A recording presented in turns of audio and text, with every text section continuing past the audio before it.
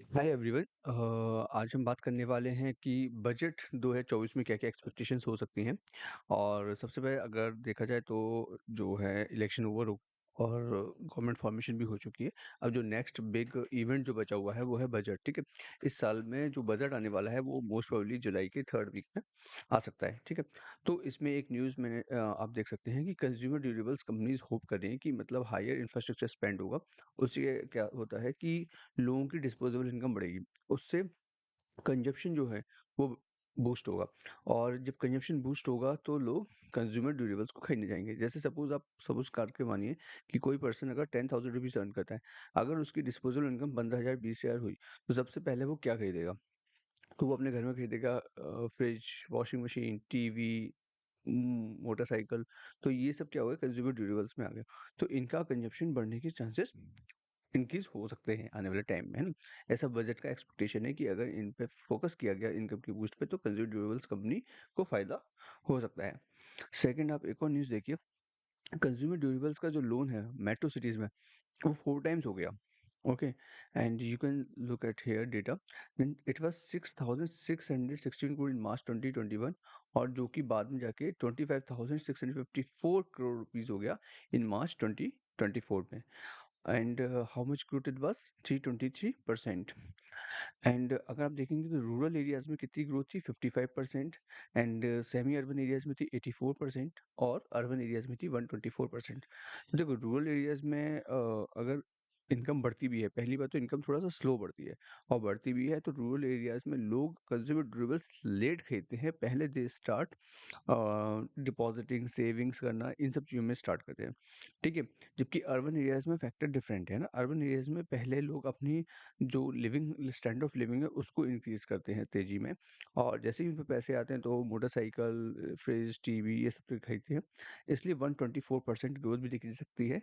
Second availability के हिसाब से भी देखा जा सकता है, मतलब जो कंज्यूमर लोन्स हैं, कंज्यूमर ड्यूरेबल्स लोन्स हैं, वो बहुत ईज़िली अवेलेबल हो जाते हैं अर्बन एरियाज़ में, जबकि रूरल एरियाज़ में वो डिफरेंट हो जाते हैं। यू विल नॉट बिलीव कि अगर रूरल एरियाज़ में अगर आप खरीद रहे हैं और आप अगर बजाज फिनसर्व का ही कार्ड ले लें, तो वो ज़्यादा एक्स्ट्रा चार्ज करते हैं रूरल एरियाज़ में, है ना? और अर्बन एरियाज़ में कम चार्ज करते हैं, ये डिफ़रेंस है, ठीक है? तो आप समझ सकते हैं कि लोन जो प्रोवाइड किया जाता है, वो भी कम ही प्रोवाइड किया जाता है रूरल एरियाज़ में।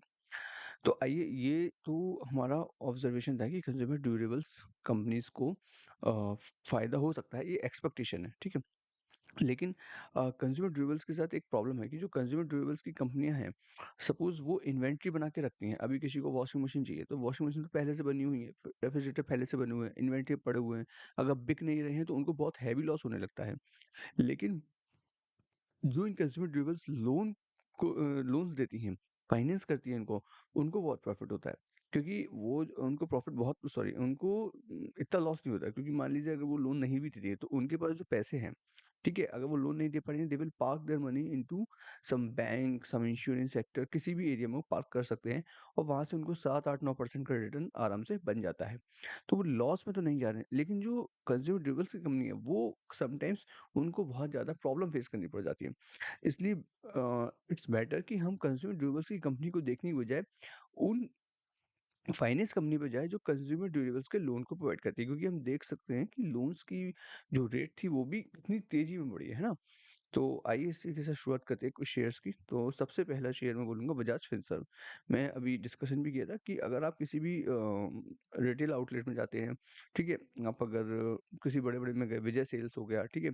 और क्रोमा हो गया, इन सब में जाएँगे तो आपको बहुत ईज़िली बजाज फिनसर्व का कार्ड मिल जाएगा, ठीक है? वो बजाज फिनसर्व का आप कार्ड बना सकते हैं, आप उससे लोन ले सकते हैं।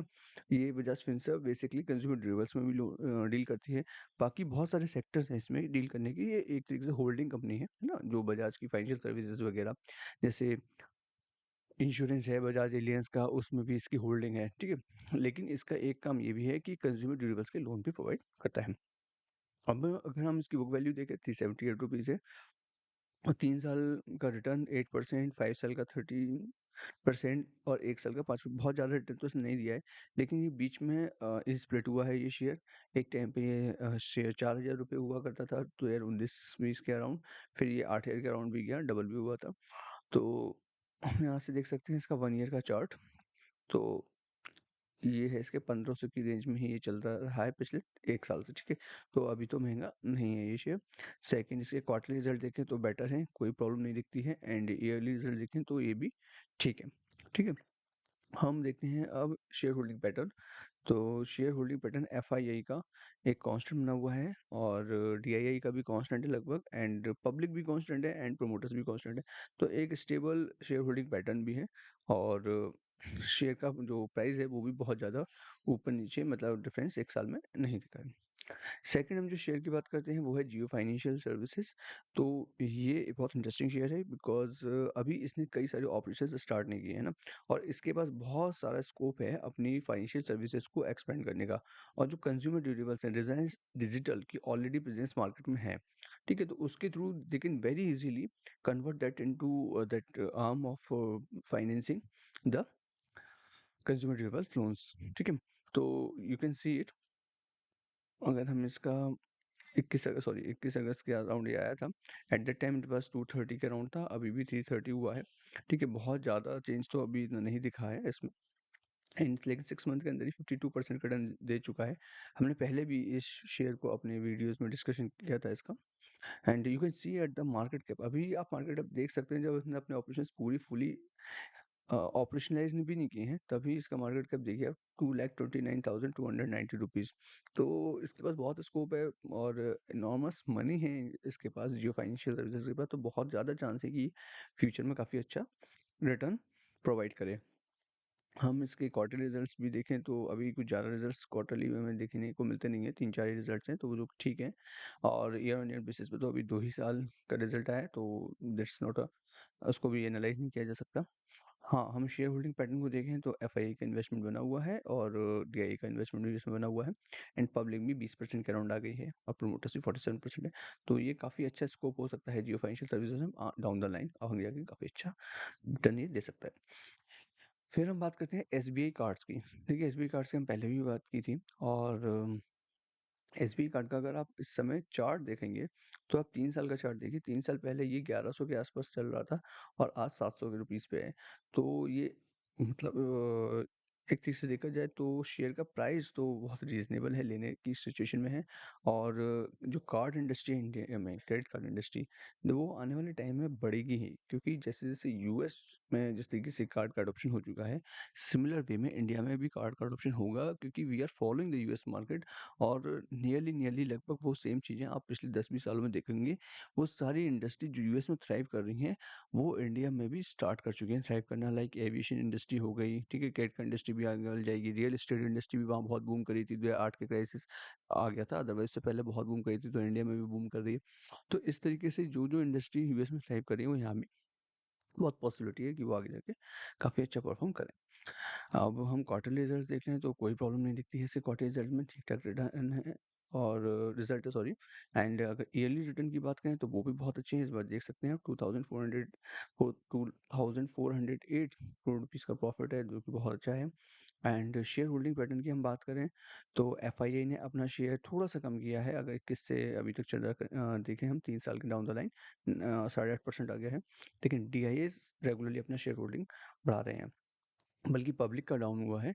सो दैट्स अ गुड साइन कि इंस्टीट्यूशनल इन्वेस्टर्स काफ़ी अच्छे इसमें बने हुए हैं और अगर इसको लॉन्ग टर्म पर्सपेक्टिव के हिसाब से देखा जाए तो इंडस्ट्रियल में जो चेंज आने वाला है इंडस्ट्री में पर्टिकुलरली उससे ये रिवॉल्यूशनाइज़ हो सकता है और इसमें काफ़ी प्रॉफिट बन सकता है आने वाले टाइम में।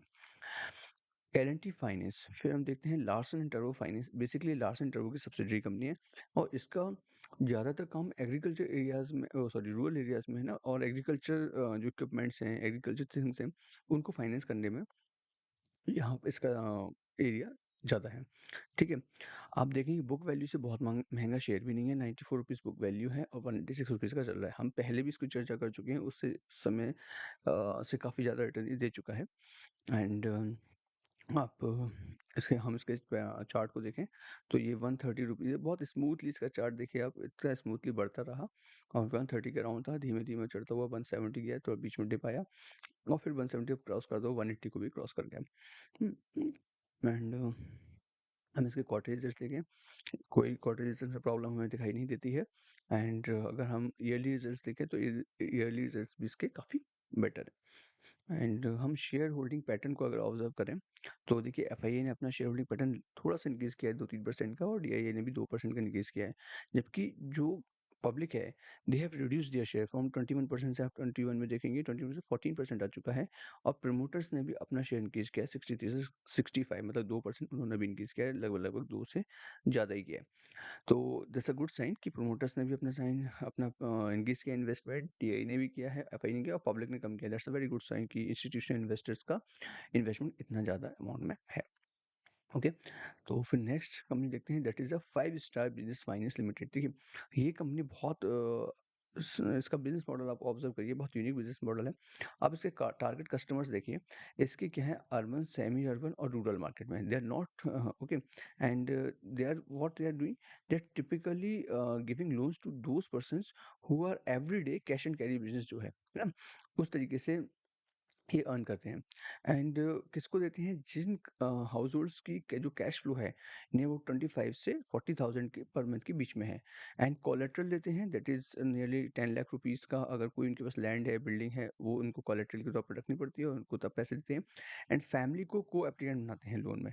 ओके, एंड इसकी जो जोग्राफिकल प्रेजेंस देखेंगे, that is in south basically, है ना, तमिलनाडु में 32%, आंध्रा में 36, तेलंगाना में 20%, कर्नाटक में 6% और मध्य प्रदेश में 5% है, अदर्स में ओनली 1%। तो आप तो इसका जो बेस है वो साउथ में है। एंड साउथ में क्या है, manufacturing industries and jobs and urbanization is far better infrastructure wise compare to north. And book value आप देखेंगे तो 178 है, करंट प्राइस 823। एंड हम इसका चार्ट देखें अभी, तो पिछले ये काफ़ी एक मतलब कोई ज़्यादा अभी महँगा नहीं है, क्योंकि 640 में चलता था, फिर 8 पे 100 पे गया और 800 के पार ही है। एंड इसको अभी 3 ईयर के चार्ट पे देखें तो दिसंबर 2022 से लगभग ₹600 के अराउंड था और अभी ₹800 के अराउंड है। ओके, एंड इसके क्वार्टरली रिज़ल्ट देखें तो वो ठीक है, कोई इसमें प्रॉब्लम नहीं दिखती है। एंड इसके अगर ईयरली रिज़ल्ट्स देखें तो ईयर ऑन ईयर भी results is profit is good. Okay, and हम इसका शेयर होल्डिंग पैटर्न देखें, जो कि बहुत इंटरेस्टिंग पैटर्न देखने को मिलता है कि जो प्रमोटर्स हैं उन्होंने अपना शेयर जरूर थोड़ा सा डिक्रीज किया है, but look at the FII figure, है ना, 6% था केवल दिसंबर 2022 में, 6.5% के अराउंड। एंड नाउ सितंबर 2023 में दैट इज 50%। और उसके बाद दिसंबर 2023 में और इंक्रीज किया एफआई ने 4%। और फिर मार्च 2024 में देखेंगे और 2% की दिया, that is 56%। And similarly DI को देखेंगे तो वो भी 5% से धीरे धीरे इंक्रीज करते हुए 7% के अराउंड पहुंच गए। जबकि पब्लिक बाहर हो गई है इसमें से ना, 52% थी वो पब्लिक, केवल 10% के अराउंड उसका शेयर परसेंटेज बचा हुआ है। तो एफआईआई और डीआई मतलब इंस्टीट्यूशनल इन्वेस्टर्स का काफी ज्यादा इसमें स्टेक हो गया है। और that's a very good sign कि इतना ज्यादा इन्वेस्टमेंट अगर इंस्टीट्यूशनल इन्वेस्टर्स को जाता है कि company is going into the right direction. Okay, तो ये एक अच्छा शेयर है। एंड उसके बाद हम बात करने वाले हैं Mahindra and Mahindra financial services का। तो देखिए इनका तो बहुत इजी इनको फाइनेंशियल जो कंज्यूमर लोन देने होते हैं, तो इनका महिंद्रा का ट्रैक्टर चलता है, तो रूरल एरियाज में इनकी प्रेजेंस काफ़ी अच्छी है। और वहाँ से ये काफ़ी अच्छा बिजनेस भी ले पाते हैं और फाइनेंस भी कर देते हैं एग्रीकल्चर इक्विपमेंट्स को। You can see book value 161 है, करंट प्राइस 306 रुपीज़ है। एंड इसका चार्ट देखते हैं अगर हम, तो 3 साल 1 साल का चार्ट देखें तो 343 के अराउंड था और अभी कम प्राइस पे ही अवेलेबल है राइट नाउ। एंड इसके क्वार्टरली रिजल्ट देखें तो क्वार्टरली रिजल्ट में कोई प्रॉब्लम नहीं दिखती है, दिस आर गुड, बेटर है। एंड ईयरली रिजल्ट देखें प्रॉफिट एंड लॉस, तो वो भी अच्छा है, कोई इसमें प्रॉब्लम नहीं दिखती है कि कोई ज़्यादा डिक्रीजिंग पैटर्न नहीं है। एंड शेयर होल्डिंग को अगर ऑब्जर्व करें तो एफआईए का शेयर लगा हुआ लगभग कम होता रहा है 21 से लेके 24 तक, हाँ 5-6% का रिड्यूस हुआ है। But on the same note अगर हम देखें डीआईआई का, तो डीआईआई 16% था 2021 में। एंड अब जाके वो 28% हो गया, मतलब उन्होंने इंक्रीज कर लिया। तो जो और पब्लिक जो थी वो 13% थी, उससे वो 7% है, मतलब पब्लिक आउट हुई है और पब्लिक एफआईआई का शेयर डीआई ने कैप्चर किया हुआ है।